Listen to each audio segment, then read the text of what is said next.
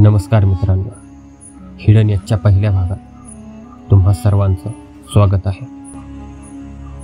तुम्हाला माहिती आहे का, महाराष्ट्रात एक असा किल्ला आहे ज्याचा इतिहास अजूनही कुणालाच ठाऊक नाही।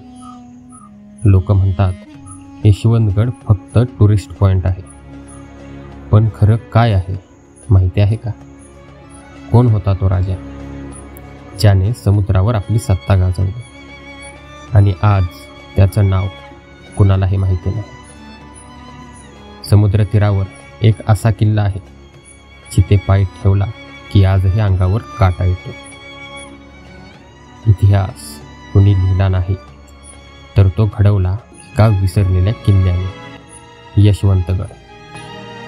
यशवंतगडावरील माहितीचा शॉर्ट व्हिडिओ भाग 2 पाहायचा असेल तर आत्ताच हिडन एच या आपल्या यूट्यूब चॅनलला सबस्क्राईब करा। धन्यवाद।